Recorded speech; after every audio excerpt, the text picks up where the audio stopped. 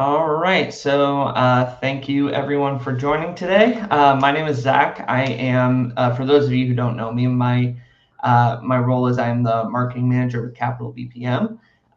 With me today is Max Young, who is the CEO and founder of Cap BPM. So what we'll do today is I'll do a quick speaker introduction for Max, tell you a little bit more about him and his background. Then we'll get into a discussion centering around advanced BPMN modeling techniques and go into some demos. Max has a lot of cool stuff to show today. And then at the end, we'll kind of go through some questions, any comments. We'll give up some links for the information given, and we'll talk a little bit more about that. So Max, as I mentioned, he is the principal with Cap BPM. He is a Camunda champion and certified Camunda expert, who also has a history in Pega, was an LSA there, level 3 IBM, and is the author of 4 books on Java. He's got 2 master's degrees in mathematics and computer science, and he lives in Greenville, South Carolina with his wife and his 2 boys. Recently with Cap BPM, Cap BPM has achieved certified platinum partner status and as well as won the award for Partner of the Year in the Americas. So with that, I'll go ahead and pass it over to Max to go into a little bit more about what we're talking about today. Okay. Hi, everyone. So I'm just going to jump right in. My plan is to do 5 or 6 demos in the next 40 minutes. So let's see how well that goes. So the things that I want to talk about are dynamic process generation and adaptation. And I'll actually show that part at the end, the dynamic process generation. I'll talk about enhanced multi-instance loops, like how you can actually use them, how they work, how they can work, and how they shouldn't work. I'll talk about integration with external systems. So we'll actually show using a job worker in conjunction with a process to kind of show how you can actively debug an active process while it's executing, which I think is kind of cool. We'll talk a little bit about error handling. We'll talk a little bit about optimizing decisions. And then I'll kind of show you an end-to-end that puts all these things together. So with that said, Zach, if you'd be kind enough to go to the next slide. So dynamic process generation and adaptation. So one of the things that you're going to find when you're modeling with BPMN is that when you have complexity, when you have a process that is fairly complicated, you're going to want to either put that into a nested subprocess or a callable, which is a completely discrete other process that you can invoke. My advice to you after having done this for, almost 9 years now with Camunda and 20 plus years overall, is to prefer to use callable subprocesses over nested subprocesses. And the reason for that is that when you have these callable subprocesses and you think about the practicality of evolving them and changing them, if you want to change the nuances of something that is that's sort of self-contained, like, hey, we're going to escalate an event to engineering, but you know what, we should put a timeout on that. So if they don't respond with a certain amount of time, it goes to their manager or their director. When you think about the footprint of making that change, you don't necessarily want to have to redeploy the entire parent process. And when you do that, have to go through getting approvals for that and, doing QA testing for everything end to end. It's just a big thing. It becomes sort of a monolithic philosophy. So if you take these things and you decompose them so that they are, in fact, they are in fact in callable subprocesses, then when you make a change, so long as you don't break the semantic contract, which means the inputs and the outputs, then you only have to test that subcomponent. And that way you don't have to take on all of the extra overhead of changing the larger thing. So it is not unlike, say, replacing, the spark plugs in your car, as opposed to having to overhaul the entire engine just because your spark plugs need to be changed. Does that make sense to everyone? So again, this is They both work. There's this. If you look at the specifications, they're both valid approaches.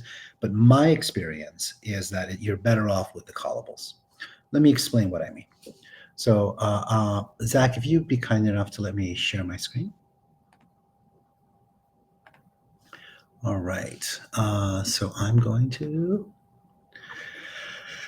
All right. Can you all see my screen here? All right. So Yes.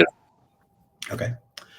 So here's a demo. And in this demo, we have a wrapper. It just starts a process. It calls a subprocess called call engineering, and then we can view the customer data. Now, within the context of this, because call engineering is a callable, and the way that you know it's a callable is that this icon has a thick black border and a plus sign around it. Because it's a callable, what it basically is a pointer to another process. So when we get here, we kind of define the inputs and the outputs to another process, and then it does the work that we want it to do. In this case, it's a process called engineering. And basically, the way engineering works is that we come in, we diagnose the question that's being asked, and then we determine if we require an on-site visit to the customer or not. So if we take this process and we actually just go ahead and run it, what you'll see is that, let me go to my task list, do a refresh. I think I misspelled diagnose here, but you can actually see here that here's the task that was created. So if you were to go to operate, you would see this is the task. We're at this step. And if I click on it, I assign the task to myself, and the customer says, I don't know, my router caught on fire. The engineer might say something like, fire is bad. So we're not going to cancel the field trip. We complete the task. We come back over here, and in a moment, you'll actually see that it actually goes to this next task. So visit and update the ticket. And you can see here that here's the task. So let's say we wanted to enhance this.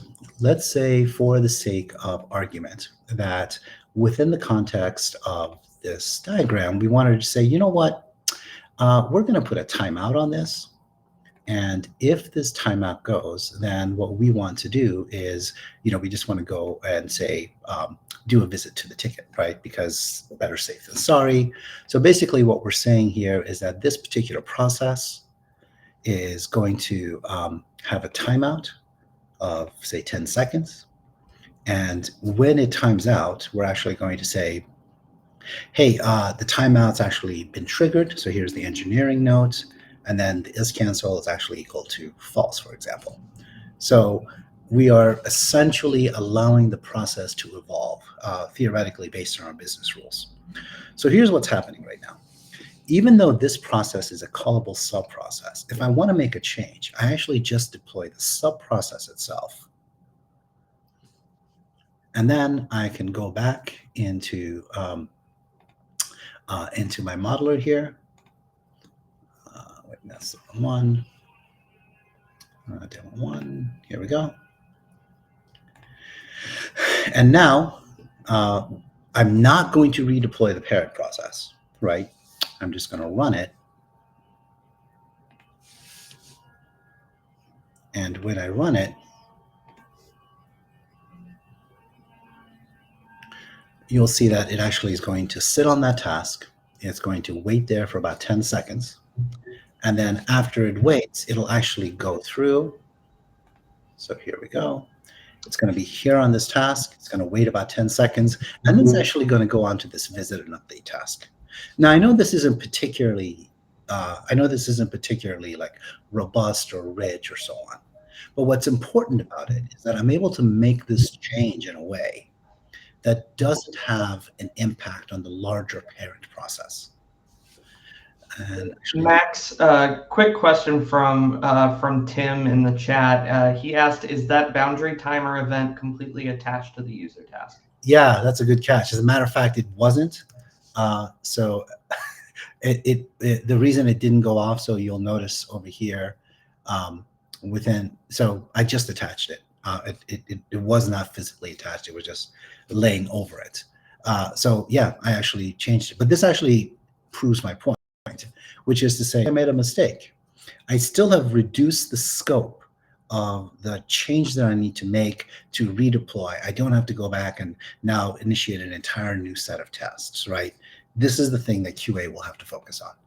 They'll be able to say, yep, this component has changed, nothing else has changed. So, we have a smaller scope of what it is that we're actually sort of looking at.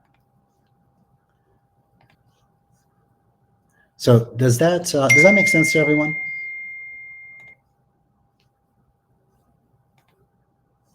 Okay. So let me just go over here to my task list. And you can actually see, how all this is sort of progressing. Okay, so let me go to the presentation now. So my goal was to prefer callable subprocesses over nested processes for key components, so you can actually change them on runtime without having to redeploy or retest your solution. So this is just a demonstration of how you can practically do this. The other thing that I'd like to talk about, I'm not going to demo this right now, but it is to use DMN to control the flow of your rules.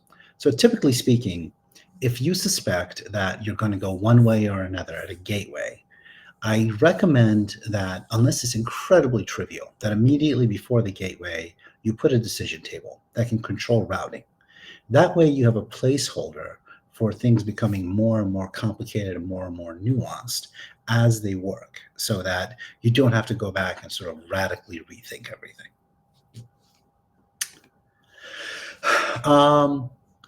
Now what I want to do is I actually want to change this process a little bit. So what I showed you before is that, let me go back to my diagram here. So here is my, here's my diagram. I just put in the timer, and I want to try to understand what the problem is. Fine.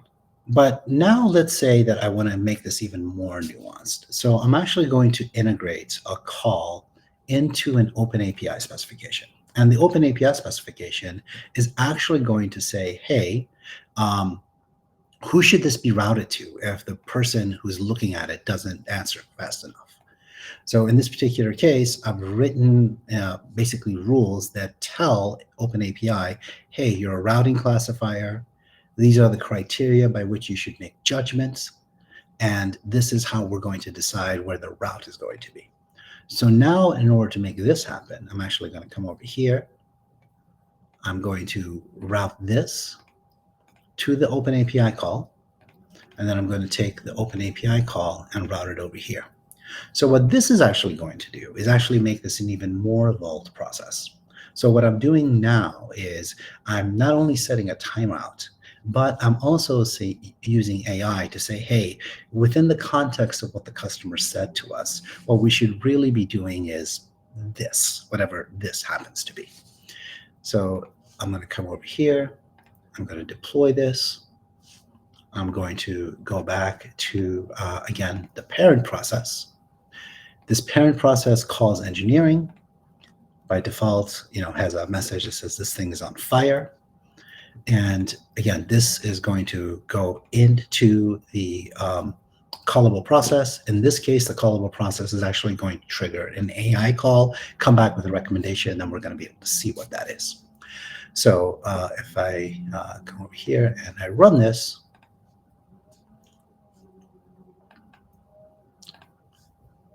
here is the process instance.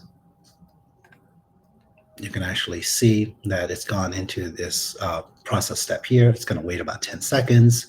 It's then going to call the AI engine. The AI engine is going to come back with a recommendation. And then that's how we're going to proceed, right? So you can actually see here that the AI engine decided, hey, This should be an engineering call, right? So just in the matter of like, what, 60, 70 seconds, we're actually able to really evolve this process. And we're able to evolve it in a significant way without having to have a larger footprint impact on the larger process, right? So if you think about how you organize work, when you think about how you deliver work, and you say, here's a team that's responsible for diagnosing questions, and this is like a Jira task or an Epic, and someone's working on it, and here's the team that's involved for X, Y, or Z, then you can actually take a problem, give it to a discrete group, let them work in a discrete way with a discrete amount of testing, and still improve your process overall without making like a big hooboo that everyone has to be involved in. This decomposes work and increases efficiency.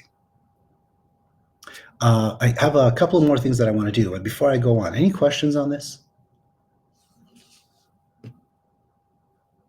Okay. So, Tim, did you have your hand raised? Yeah, sorry, I was raising my hand. Yeah, typically we already had the situation where we were using sub-processes within our claim management process, and now have the pity to always update the parent process with all running instances and do the whole migration thing. And so you kind of violating the BPMN spec in matter of that it isn't really a recallable process because you want to make use of the technical independency you just described, because we chose using sub processes in our business processes because they are not reusable, and the business people we are we all would be together, so that would be kind of the right element depending on the or related to the BPMN spec. But you. So let me get a little nerdy with you, Tim. The reality is that and I'm an advisor to the OMF group. What the BPM spec actually says is if you have a reusable process, you should put it into a callable. That is not prohibitive.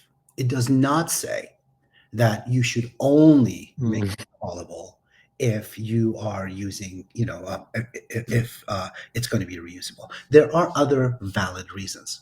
This is one of those valid reasons that is not obvious until you've done a lot of deployments. So you realize that there's a sort of a overhead and infrastructure cost that comes along with the maintenance of a BPMN application, as opposed to the initial creation of a BPMN application.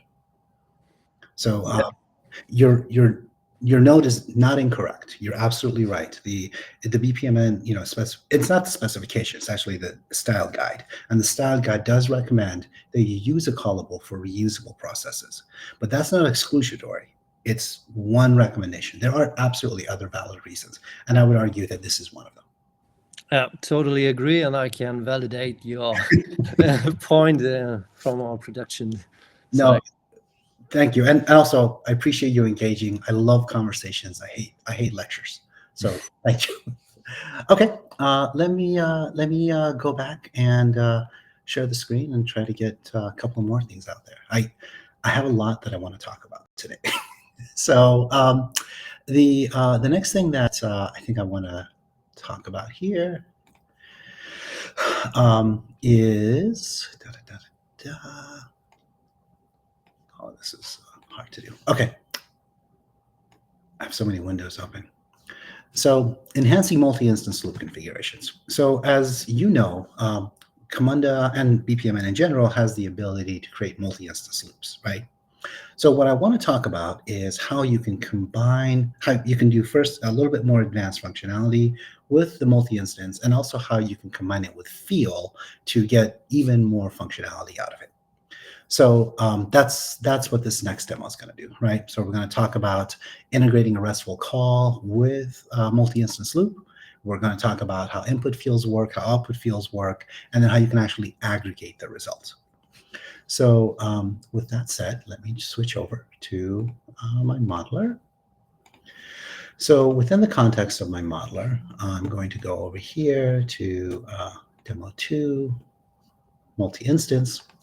And this is like a really simple process. What this guy does is we make a RESTful call that returns a list of manufacturers. Right now, the way that I've got this configured is that it returns, a RESTful call with like size 10 elements, but there actually were 500 elements on here.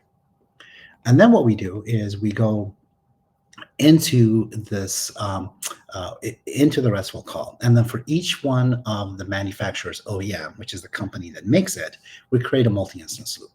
So let me show you what I mean by this. When you're actually calling this RESTful API,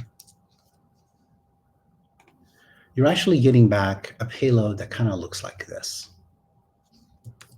And what this guy does is that it basically returns, let me return a JSON formatter so we can kind of see this in a pretty way.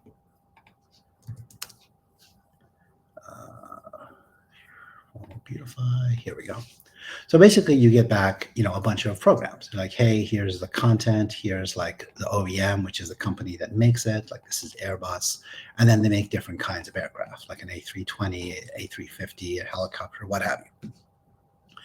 So what we want to do is that for every company that comes back, we want to be able to create a multi-instance loop where it can be potentially updated or approved. But we don't want to do it for everything, right? Because, like as I said, this particular RESTful call can actually return like a tremendous amount of data. And I don't necessarily want to, create like 500 instances and then for each one of those instances, make my users decide what should or shouldn't be done. So here's how I'm going to solve that problem. I'm going to go into my model. And first, I'm going to call the RESTful API.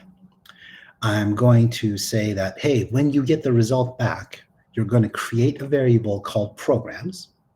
And this program is going to take the RESTful response, take the body, take the content, and then put that into this array of programs. And then within the multi-instance loop, before you start it, you're going to apply a field filter. And that's going to say, I want to take the distinct values of all these ones that have a unique OEM. So basically what I'm saying is, hey, I know this is an array. Look at all of the manufacturers of the array, and then take the distinct value of those and create another array. And then I want you to loop through them. When you loop through them, you're going to call each of the individual elements something called current program. So this is when you do, for each item in my array, this is the item part, right? It's the current thing that you're working on. And this is a parallel loop, which you can tell because of these 3 bars here, they go up and down. Moreover, when you do this, you're going to call this thing called a test UI. And test UI is going to be a UI that has something called an out element, which is its local version. It's going to be mapped to the current program. And then when it's done, you're going to map it to something called the out element. So basically, we take the name of the manufacturer, we allow the user to look at it, and then potentially modify it. And then when you're all done with everything, you're going to take that out element and put it into a new list called out list. So let's talk about how this actually will work. If I come in here, and I'm going to make this size, I'm just going to keep it at 10 just to make it manageable. So basically, it's going to call 10. It's going to find 4 unique manufacturers, and it's going to create 4 instances for those guys. So if I come here and I run this, and I go into my task list, what you're going to find is that it is actually creating 4 instances here, 1 for each one of these guys, right? So there were 10 things that came back. So on get manufacturer,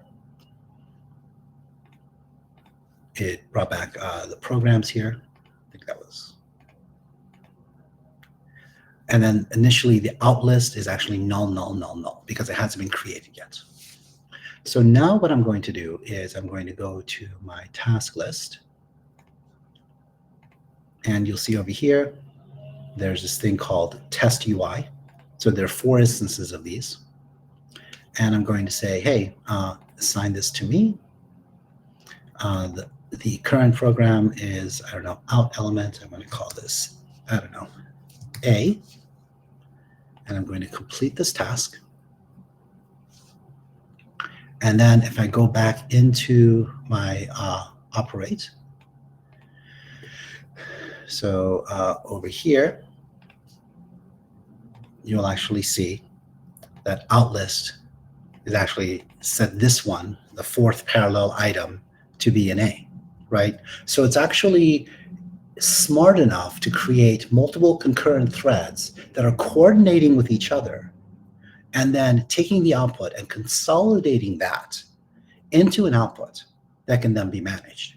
So again, if I were to go back to my task list again, let me bring that back up. And let's say I choose this one over here, assign it to me. Say this one is going to be, I don't know, Q.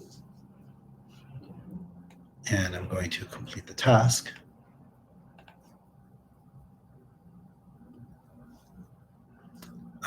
Go back into my operate here. You'll notice the count actually decreased the 2. And now here's Q. Right? So it's actually consolidating all of these for us. There's a lot going on here. And, you know, if you were to try and do this in, I don't know, Java or another language, you could absolutely do it. But think about all the things that you'd have to do, you know, get the right POM library and then do like the concurrent thread modification and make sure like you had synchronized blocks set up. And all that stuff is just happening for you, right? Not to mention the fact that you're able to sort of intelligently use fields, sort of parse out what it is that you actually need to interact with. So there's a lot of functionality here. And I'm not saying that you have to memorize this, but you should know that it's possible. Because knowing that it's possible will take you, you know, 5, 10, 15 minutes of research to figure out how to do this with your own processes. Any questions on this? If you have to speak up because I'm not looking at the presenter tab right now. Okay, so I've always thought that when you're doing a presentation, silence means talk faster. So I'm going to talk faster. All right, so we talked about how to do that. And then, you know, this was demo number 2. We talked about, you know, how you can use the input fields, the output fields, and aggregate the output. Next thing I want to talk about is how to integrate with external systems, right? So in this particular case, we're actually going to use API integrations to work with job workers. And then we're going to talk about how you can pass data back and forth and transform it so they can actually be used by the backend system. So in this particular case, I'm actually going to share the totality of my screen because I think it's important that you guys actually are able to see me do debugging. So share screen, entire screen. Let me know if this is a little bit too big. But basically, here's what I'm doing. Here is my job worker. This is how I identified it. And what's going to happen is that when this is actually executed, and I'm actually going to run this in debug mode, it's going to take the input that's passed into it. It's going to call this service implementation, and then it's going to put the information that it's getting into the payload that the process is expecting. Moreover, when this is actually happening, you'll notice that one of the things that I do is I create a random customer. And a customer is actually a Java bean for me, right? You don't have to do this in Java, but you know, whatever your language of choice is, I just chose Java. And basically, it's a complex structure. You know, it's got like a first name, last name, email. It could have had like more complicated substructures if I'd wanted it to. But it is non-trivial, right? It's an object that you would have to use dot notation. In order to make this available to Camunda, it's actually incredibly easy. All you really have to do is you just have to say, hey, Mr. Camunda guy, when I call you, what I want you to do is create a map, and I'm going to give you the keys to that map, and you're just going to put whatever you find, whether it's a string or an object or whatever, into there. So it's going to say, hey, I get back an input. I get input 1 and input 2 as inputs. So I'm going to take those. I'm going to put them into something called message. And then I'm going to take the customer and I'm going to put that into something called customer. So this message and this customer are important because within the context of my modeler, so let me go to demo 3 here, job worker. After the job worker is called, it maps in input 1 and input 2, and then it actually takes the message that comes back and maps it to a local variable called myMessage. And then it takes the customer that comes back and maps it to a local variable called myCustomer. So this is sort of the semantic handshake between the front end and the back end. So I think this is really cool. So check this out. I come over here, I start my process, and then immediately it jumps right into my job. So my process is deployed to a server somewhere in California, right? It's a Camunda SaaS offering. But as soon as I called it, it actually called the listener on my local desktop that's actually listening for this. So you can see here that I passed in, input 1, which was hello, and input 2, which is world. I step through this. I go through this guy over here. He creates all this information. And you can actually see here that as he's doing this, in my output, I've got, not job, but output here. I've got a customer, Robert Miller, right? So he's actually going to be returned to my Camunda. And if I were to go to my task list in my Camunda, let me bring that up. You'll actually see, hey, here's the customer form, and there's Robert Miller, right? And the way that this all worked is that within the context of the modeler, he got back the customer, passed him to this human task, which has the form. The human task knows that, hey, my input's going to be something called customer, which is going to be mapped from my customer. So the forms themselves can have their own inputs and outputs, which is great. I didn't have to do it this way, and I probably wouldn't in the real world. I call everything customer, but I wanted to highlight the fact that you can change these things. And then within the context of the form, I was actually able to say, hey, when you have the first name, I want you to take, whatever was in that customer first name and put it over here, customer last name over here, da-da-da. So it just works, right? And it goes along with what I said previously, which is if you sort of micro-focus your changes to where they need to be, you can make changes very, very quickly. Any questions on this? Okay, so again, silence means talk faster. So what we sort of demonstrated here was that how we can use job workers, and it works with any protocol, it doesn't have to be REST, and then how you can actually even take complex objects and map them back into Camunda for its use. So we showed the live debugging session, we passed in complex objects. It's kind of cool, I think. From a developer perspective, as a Java programmer, I like being able to work this quickly. I like having a live process, being able to do my Java-y things in the Java, see them have an immediate effect, and then iterate through that until I'm comfortable that it's actually been solved. Okay, the next thing I want to talk about is escalation events, and I'm actually going to show this at the end of the demo, so I'll come back to that. But I also want to talk about boundary error events.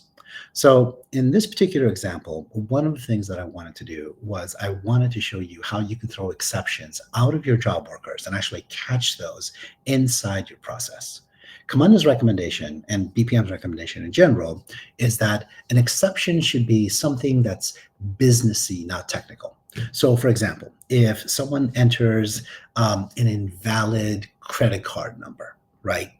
That is an expected condition of doing business. So you might actually catch that with a boundary event and say, hey, your credit card number wasn't good. Can you please try re-entering it? If, on the other hand, the service that actually calls Visa and does the transaction happens to be down for some crazy reason, that is not an error from a Camunda perspective. That's a system error, and it should be treated as such. So that's the philosophical difference between these two things.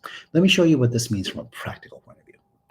From a practical point of view, when you are looking at, say, your modeler, so let me go back into here, demo number 4, I think I'm on, demo 4, job worker. So basically what I've done here is I've actually said, hey, we're going to call a job worker. But the way I've scheduled this is if you say hi to the customer as opposed to saying hello, they get mad. It hurts their feelings. So we get an exception that says the customer is angry. And then what we do is we actually use AI to say, hey, this customer is angry. Why don't you recommend a message that I should say to them? And then that creates a task with that recommended message already pre-filled. And then the customer service representative can decide if they want to use this or not. So in order to make this work, I'm going to come here and I'm going to run this process. Oh, you know what? That's actually not going to cause a problem. And the reason it's not going to cause a problem, never mind. It does say hi. So here's what's happening. Basically, if I step through this code, you'll come over here and you'll see that I do a check to see if they said hi. If they do say hi, I throw an exception. This exception happens, and we go back to our process. If I go back into operate, you'll see that we've actually got over here.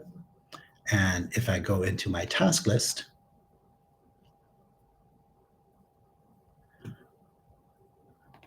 you'll actually see that this is the response that was generated by the AI. Hey, I'm sorry you feel this way. We deeply regret the inconvenience and frustration. Please accept our apologies. Like, this is nice. This is helpful, right? And the ability to put all this together is really powerful. You know, they say there are 26 letters in the English alphabet. Absolutely true. But within those 26 letters, we have created everything from the complete works of William Shakespeare to programs and paradigms for putting a man on the moon. These simple components are like that alphabet. And depending on your creativity, you can compose them into really, really elegant solutions. Incidentally, if I were to go into my modeler, if I were to go into demo 3 here, where is that guy? And I were to have essentially the same process, but not have an exception handler, then that would cause an incident. So if I do this, and then I run this, you'll see here, actually he's calling my code.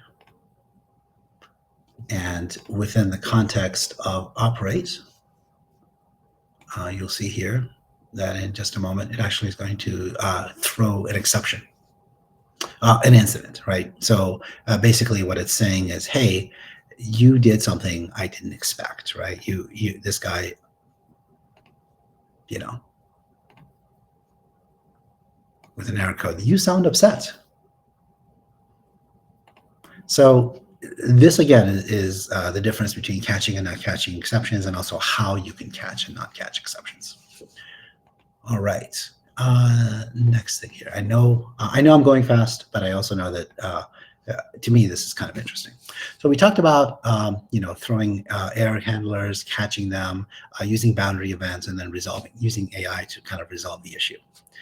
Last thing I want to talk about is using field expressions. So within my process, you'll notice that I have this thing over here, demo 5, multi-instance with field. And in this particular case, I wanted to show you a couple of field expressions that I put on.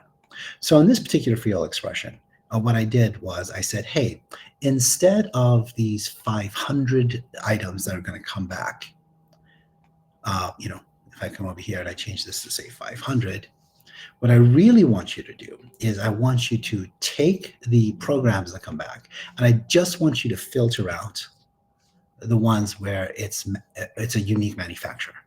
Then I would actually just put that in here. So I would say programs is equal to the distinct values that we get from this, right?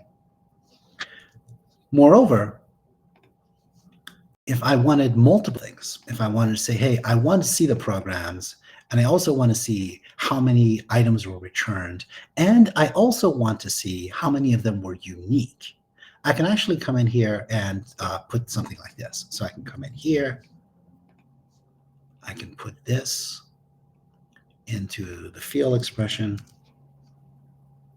So it looks like this. I can deploy this. And then when I run it, so here's the process instance. So now I'm going to have a couple of extra variables. So not only do I get back, oh, I must have done something goofy within the context of this, but you can actually see here that, hey, it returned 154 items and 12 of them were, or 22 of them were actually unique, right? So here's my incident. Yeah, so no variable found with that. I think I misaligned this to the other. But my larger point is that I was actually able to use the field expression to filter out and create multiple useful variables. So if you don't know how to use field expressions, you should learn. They're very powerful. And the last thing that I want to show you guys, well, next to last thing, is that this thing that you're looking at, this is an intelligent router with OpenAI. And the way that this guy actually works is that we start an inquiry process, we call our job worker. If the job worker had caused an exception, it would come and say sorry. Otherwise, we enter the inquiry, which the customer had. We go to an AI engine. The AI engine determines what we should actually do from a routing perspective. And then it determines, hey, should this be some sort of, work on other calls? Should it go to sales? Should it go to be technical? Should it go to legal? And then from there, depending on what the customer's response is, we actually have these escalation events. And these actually will sort of jump back out to the previous point. So this one over here, retry with feedback, actually comes back to this one because it's referring to that ID. And this one here is, again, route to a different team, jumps back in over here. So first I'm going to run this. I'm going to tell you how I would model it, and then I'll show you how you can actually start this from scratch.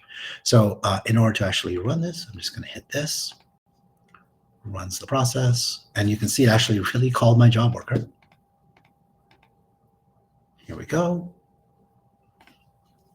And I am going to now go into operate. Here is this instance.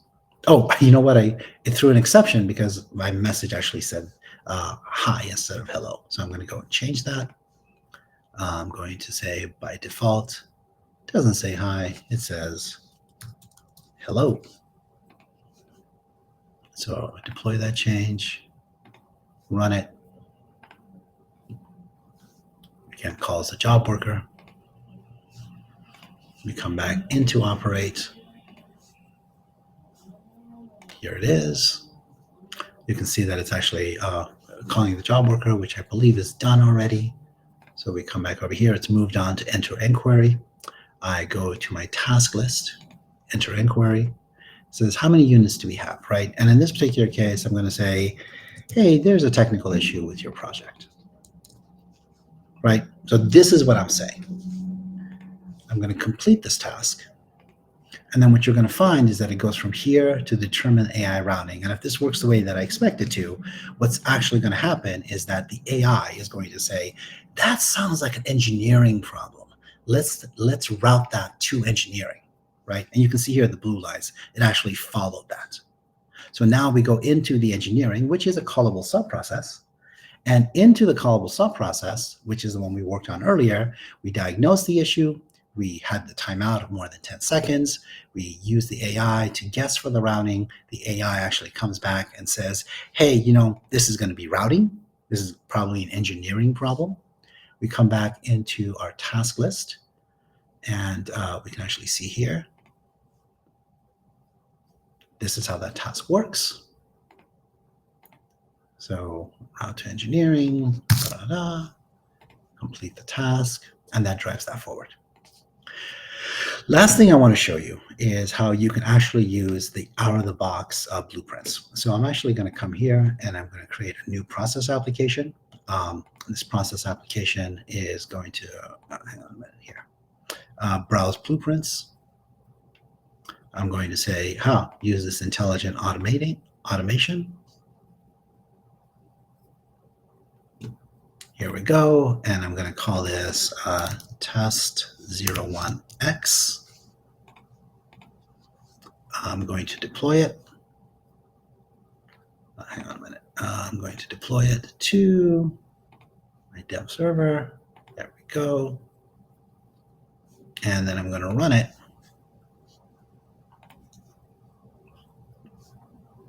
And if you take a look at the process instance,